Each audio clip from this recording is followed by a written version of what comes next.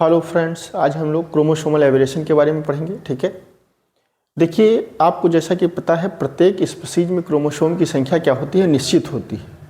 जैसे कि अगर हम होमो सैपियंस की बात करें तो उसमें 46, ट्रिटिकम एस्टिवम की बात करें तो 42, कैजेनस कजान में बात करें तो 22, पाइजम सटाइवम में बात करें तो 14, ट्रिटिकम मोनोकोकम में बात करें तो 14, ट्रिटिकम डाइकोकम में बात करें तो 28।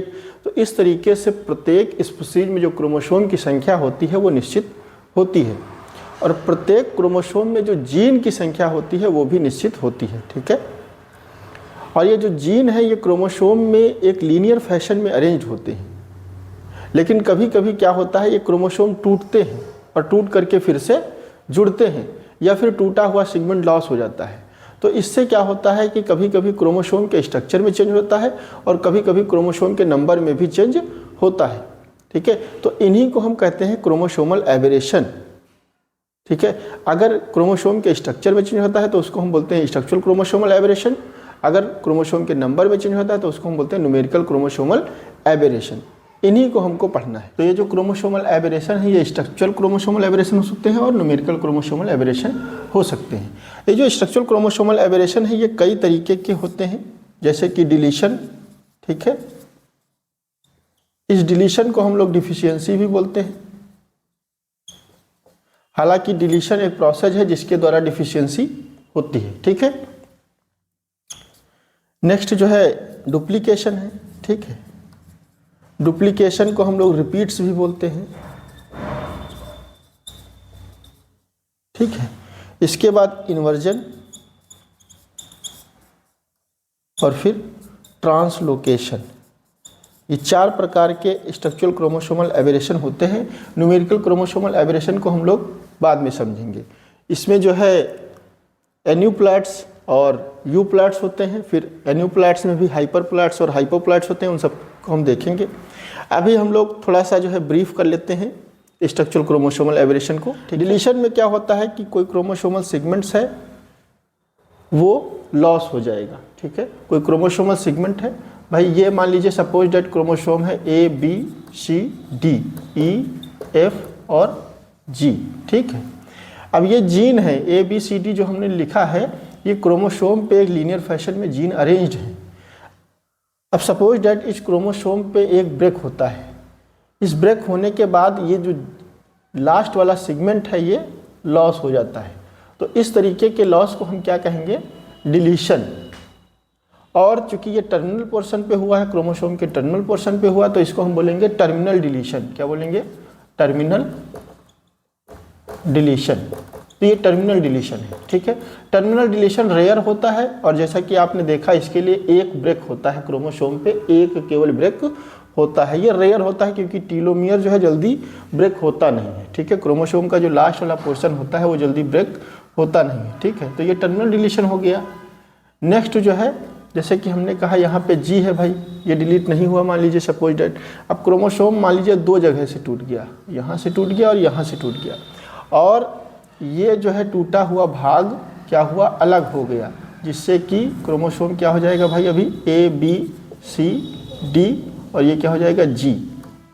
बाकी पोर्शन जो है क्या हुआ, टूट के अलग हो गया और लास्ट वाला पोर्शन फिर से इसमें अटैच हो गया। तो इस तरीके के डिलीशन को हम बोलते हैं इंटर कैलोरी डिलीशन। क्या बोलते हैं, इंटर कैलोरी डिलीशन।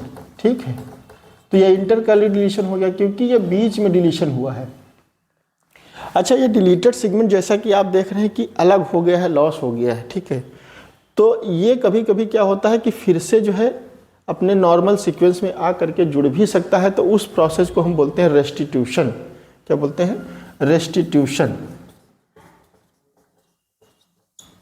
अगेन ये जो है अपने नॉर्मल सीक्वेंस में आ करके फिर से इस क्रोमोसोम पे जुड़ सकता है, तो उसको हम बोलेंगे रेस्टिट्यूशन। ठीक है, अच्छा डुप्लीकेशन में क्या होगा कि यहाँ पे ये जो आप क्रोमोसोम, एक नॉर्मल क्रोमोसोम भाई यहाँ पे देख रहे थे, इसमें क्या होगा कि मान लीजिए यहाँ पे एक और सेगमेंट जो है आ करके किसी क्रोमोसोम का जुड़ जाता है, किसी क्रोमोसोम में डिलीशन हुआ और वहाँ से आ करके ये भाई दूसरे क्रोमोसोम पे अटैच हो गया।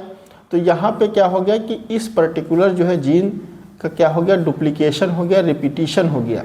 ये जो है डुप्लीकेटेड सेगमेंट हो गया और ये नॉर्मल सेगमेंट हो गया। तो इस तरीके के डुप्लीकेशन को हम बोलेंगे टैंडम डुप्लीकेशन। क्या बोलेंगे? टैंडम डुप्लीकेशन, टैंडम रिपीट या फिर टैंडम डुप्लीकेशन। क्यों टैंडम बोलेंगे? क्योंकि ये नॉर्मल सेगमेंट्स के जस्ट जो है बाद में है, एडजेसेंट है, ठीक है। और टैंडम का मतलब ही एडजेसेंट होता है, ठीक है।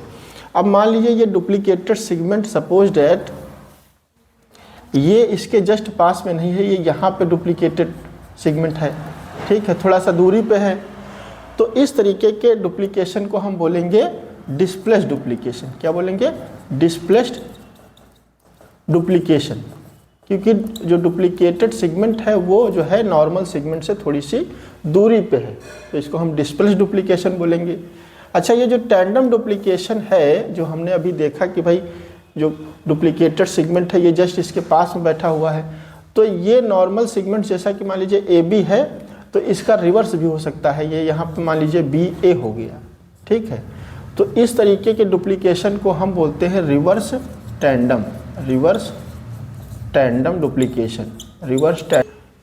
क्योंकि जो नॉर्मल क्रोमोसोमल सेगमेंट है वो एक नॉर्मल सीक्वेंस में है, जबकि ये जो है ये रिवर्स में है, रिवर्स सीक्वेंस में है, ठीक है। तो इस तरीके के डुप्लीकेशन को हम बोलेंगे रिवर्स टैंडम डुप्लीकेशन। अब ये जो डिस्प्लेस्ड डुप्लीकेशन हमने पढ़ा है कि भाई जो डुप्लीकेटेड सेगमेंट है वो नॉर्मल सेगमेंट से थोड़ा सा दूरी पे होगा, लेकिन रिवर्स डिस्प्लेस्ड डुप्लीकेशन में क्या होता है? रिवर्स डिस्प्लेस्ड डुप्लीकेशन में क्या होता है कि ये जो डिस्प्लेस्ड क्रोमोसोमल सेगमेंट है ये एक आर्म पे ना हो करके क्रोमोसोम की दूसरी आर्म पे होगा। मान लीजिए सपोज दैट यहाँ पे है, रिवर्स हो चाहे ना हो, लेकिन वो जो डुप्लीकेटेड सेगमेंट है वो दूसरी आर्म पे होगा। एक आर्म क्रोमोसोम की ये हो गई और दूसरी आर्म क्रोमोसोम की क्या हो गई? ये हो गई। तो इस तरीके के डुप्लीकेशन को हम बोलेंगे रिवर्स डिस्प्लेस्ड डुप्लीकेशन, ठीक है। अभी हम लोग इन्वर्जन को समझ लेते हैं।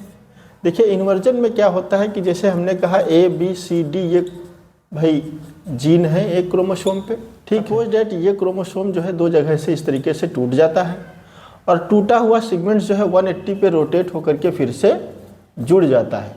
मतलब ये जो सेगमेंट्स था ये अभी बी और सी ना हो करके सी और बी हो जाता है, रोटेट होकर के फिर से जुड़ जाता है। तो इस तरीके के हम जो है क्रोमोसोमल एबरेशन को बोलते हैं इन्वर्जन, क्योंकि इसमें जो क्रोमोसोमल सेगमेंट है वो इन्वर्ट होकर के फिर से अटैच हो गया है, ठीक है। तो ये जो यहाँ पे इन्वर्जन हुआ है ये पैरासेंट्रिक इन्वर्जन होगा, ठीक है। पैरासेंट्रिक इन्वर्जन हम उसको बोलते हैं जब इन्वर्टेड सेगमेंट में सेंट्रोमियर इन्वॉल्व ना हो। जैसा कि आप यहाँ पे देख रहे हैं जो इन्वर्टेड सेगमेंट है इसमें सेंट्रोमियर इन्वॉल्व नहीं है, ठीक है।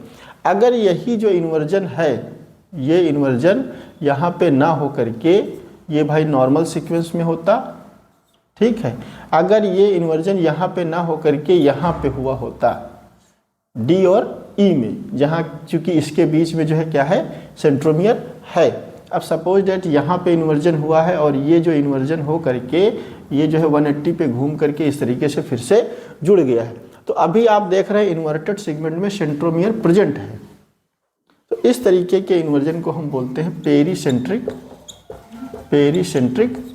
इन्वर्जन, ठीक है, पेरीसेंट्रिक इन्वर्जन। ट्रांसलोकेशन में क्या होता है कि दो नॉन होमोलॉगस क्रोमोसोम हैं उसमें एक से क्रोमोसोम सेगमेंट टूट करके दूसरे क्रोमोसोम के सेगमेंट पे जुड़ जाए टर्मिनल पोर्शन पे, तो उसको हम नॉर्मल ट्रांसलोकेशन बोलते हैं। अगर एक क्रोमोसोम से कुछ सेगमेंट टूट करके दूसरे क्रोमोसोम के मिडल पोर्शन पे अटैच हो जाता है तो उस तरीके के क्रोमोसोमल एबरेशन को हम बोलते हैं शिफ्ट ट्रांसलोकेशन। अगर पहले वाले क्रोमोसोम का कुछ सेगमेंट टूट करके दूसरे वाले क्रोमोसोम के पास आ गया और दूसरे वाले क्रोमोसोम का टूट करके पहले वाले क्रोमोसोम के पास चला गया, तो इस तरीके के ट्रांसलोकेशन को हम बोलते हैं रेसिप्रोकल ट्रांसलोकेशन।